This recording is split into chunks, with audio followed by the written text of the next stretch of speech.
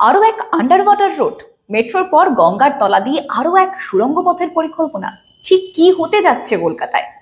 এই পডকাস্ট মন দিয়ে শেষ পর্যন্ত দেখুন, আপনার চোখের সামনে খুলে যেতে পারে নতুন দিগন্ত।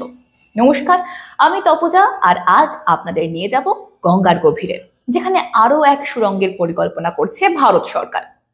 তা কেমন হবে সেই সুড়ঙ্গ? কোথায় যাবে সেই পথ?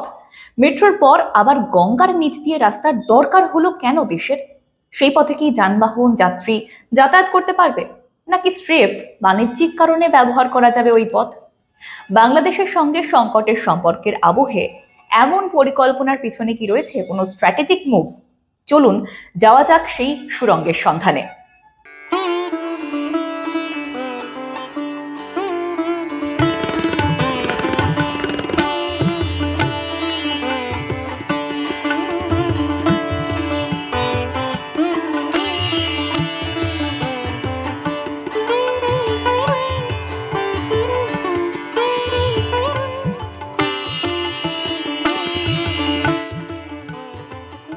৩০০ বছরের পুরনো কলকাতা আর ৫০০ বছরের পুরনো হাওড়া শহরের মাঝখান দিয়ে বয়ে চলেছে গঙ্গা।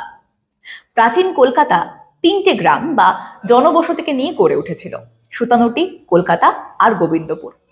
পরে ইংরেজ আমলের শুরুতে কলকাতা গ্রামকে কেন্দ্র করে ব্যবসা বাণিজ্যের কারণে গঙ্গার পূব পারের জনবসতির নামকরণ করা হয় কলিকাতা বা কলকাতা। আর পশ্চিম পারে হাওড়া তখন বাঙালি রাজা মতান্তরে জমিদারি ভুরসুট রাজ্য।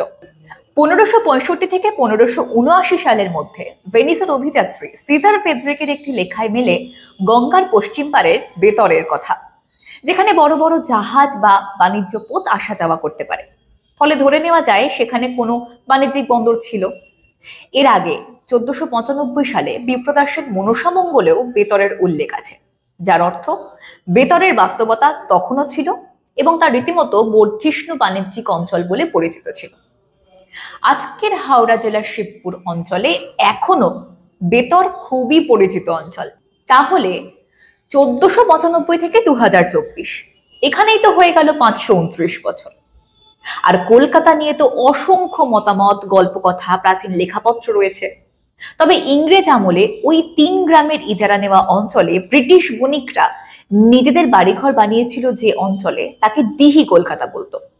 যেখানে ইউরোপিয়ান বণিকরা বাণিজ্য করত, সেই অঞ্চলকে বলা হতো বাজার কলকাতা, যা আজকের বড় বাজার। আর তার উত্তর অংশে সুতোর হাট বসত। গঙ্গার পার বেয়ে এসে দাঁড়াতো অসংখ্য নৌকো, সেই সুতানুটি। আর আজকের দক্ষিণ কলকাতা মানে কালীঘাট পর্যন্ত, যেখানে আদি গঙ্গার তীর ছিল যে অঞ্চল, এখন সেটা অনেকটাই মজে গিয়েছে, দখল হয়ে গিয়েছে। সেই অঞ্চলকে বলা হতো গোবিন্দপুর। আর এই 3 গ্রামেরই ইজারা নিয়েছিল ব্রিটিশরা।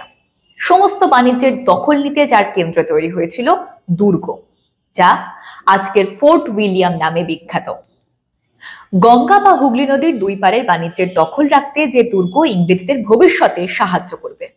বেশ, এবার বরং ইতিহাস থেকে ফেরা যাক বর্তমানে। ইংরেজ আমলে কলকাতা হাওড়াকে জুড়তে ঐতিহাসিক হাওড়া ব্রিজ তৈরি করা হয়, যা আজকের রবীন্দ্র সেতু। সেটাই স্থলপথে হাওড়া কলকাতাকে জুড়ত, বাকিটা ফেরিঘাট। তারপর দ্বিতীয় হুগলি সেতু হলো, সেটা আরো খানিকটা দক্ষিণে, দ্বিতীয় সংযোগকারী রাস্তা।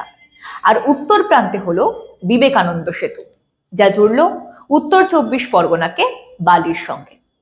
ইতিমধ্যেই দেশের প্রথম মেট্রো, কলকাতা মহানগরীর মাটির তলা দিয়ে ছুটে চলা ট্রেন আন্তর্জাতিকভাবে বদলে দিচ্ছিল কলকাতার চেহারা। ঠিক তখনই পরিকল্পনা করা হয়েছিল গঙ্গার তলা দিয়ে যদি মেট্রো রুট করা যায়, যা সরাসরি হাওড়া শহর আর কলকাতার প্রাণ কেন্দ্রকে জুড়বে। টেমসের মতো গঙ্গার বুক চিরে তৈরি হওয়া কলকাতা মেট্রো ভারতীয় প্রযুক্তিবিদদের এক লহমায় তুলে দিয়েছে এক শ্রদ্ধেয় উচ্চতায়। এবার পরিকল্পনায় গঙ্গার বুক চিরে দ্বিতীয় পথ, যা জুড়বে কলকাতা এবং হাওড়াকে। বিজেপি রাজ্যসভা সদস্য শ্রমিক ভট্টাচার্যের এক প্রশ্নের উত্তরে বন্দর, জাহাজ ও জলপথ পরিবহন মন্ত্রী সর্বানন্দ সোনোয়াল জানিয়েছেন, শ্যামাপ্রসাদ মুখার্জি পোর্ট অথরিটি ইতিমধ্যেই কলকাতা বন্দরের সঙ্গে হাওড়ার দিকে জাতীয় সড়কের সরাসরি যোগাযোগ ও বন্দরের মালপত্র দ্রুত চলাচলের জন্য একটা প্রযুক্তিগত ও অর্থনৈতিকভাবে লাভজনক সমীক্ষা চালানো হয়েছিল। টানেলটি কলকাতার বন্দর এলাকাকে জাতীয় সড়কের সাথে সংযুক্ত করবে হাওড়ার দিকে। ইতিমধ্যেই পরামর্শদাতা সংস্থা তারা একটা খসড়া রিপোর্ট জমা দিয়েছে শ্যামাপ্রসাদ মুখোপাধ্যায় বন্দর কর্তৃপক্ষের কাছে। এইবার ম্যাপটার দিকে দেখুন। শ্যামাপ্রসাদ মুখোপাধ্যায় বন্দর থেকে গঙ্গার তলা দিয়ে সবচেয়ে কাছের যে অংশটি জুড়ে ফেলা যায় তা হলো শালিমার রেলওয়ে স্টেশন। সেখান থেকে নিকটবর্তী জাতীয় সড়কের দূরত্ব মাত্র 10 কিলোমিটার। আবার গার্ডেন রিচ শিপ বিল্ডার্স এর দিক থেকে হাওড়ার দিকে গেলে বোটানিক্যাল গার্ডেনের পাশের রাস্তা ধরে জাতীয় সড়কে দ্রুত পৌঁছে যাওয়া যায়। এখন কোন অঞ্চলে তৈরি হবে গঙ্গার নিচ দিয়ে নতুন রাস্তা, কি পরিকল্পনা জমা দিয়েছে পরামর্শদাতা সংস্থা, সেটা নিয়ে পরবর্তীকালে আলোচনা করাই যেতে পারে। কিন্তু ভারত একটি যুগান্তকারী মাইল ফলক অর্জনের পথে, তা কিন্তু বলাই যায়। দেশের প্রধানমন্ত্রী নরেন্দ্র মোদীর দূরদর্শী নেতৃত্ব এবং কেন্দ্রীয় সরকারের সাহসী উদ্যোগে নির্মিত হতে চলেছে কলকাতার বুকে গঙ্গা নদীর নিচে সুড়ঙ্গ পথ, যা হাওড়া এবং কলকাতার মধ্যে সংযোগকে আমূল বদলে দিতে পারে। পাশাপাশি যে 3টি ঘটনা ঘটতে চলেছে তা হলো, 1, কলকাতা ডক সিস্টেম এবং হাওড়া দিকের জাতীয় সড়কের মধ্যে নিরবচ্ছিন্ন সংযোগ, যাতায়াতের দ্রুততা, পণ্য পরিবহনে গতি, দীর্ঘ অপেক্ষা ছাড়াই হাওড়া কলকাতার মধ্যে আরো এক টানেল রোড। 2, কলকাতা আর হাওড়ার দুই পারেরই অর্থনৈতিক উন্নতি। এবং 3, ইঞ্জিনিয়ারিং মার্ভেল, ভারতীয় প্রযুক্তির এক অপরিসীম ক্ষমতার বাস্তব প্রয়োগ, আন্তর্জাতিক মানের পণ্য ও যাত্রী পরিষেবা। কি ছবিটা কিছুটা হলেও স্পষ্ট হলো তো? কলকাতা হাওড়া দুই প্রায় যমজ শহরের মধ্যে ঐতিহাসিক যোগাযোগ প্রায় 500 বছরের পুরনো। মাঝে পরিকল্পনার অভাবে গঙ্গার দুই পারে কিছুটা অবিন্যস্ত ভাবে হলেও দুই শহরই বেড়ে উঠেছে।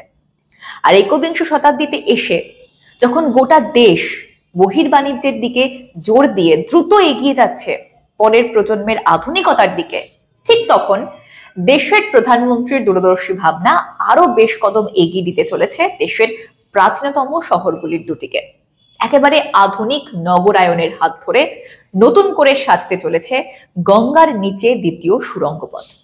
মাটির নিচে নয়, জলের নিচ দিয়ে বয়ে চলবে ভবিষ্যতের রথ উন্নয়নের দিকে। প্রধানমন্ত্রীর কথা থেকে ধার নিয়ে বলাই যেতে পারে, প্রগতি কে और एक कदम, एक नया ऊर्जा।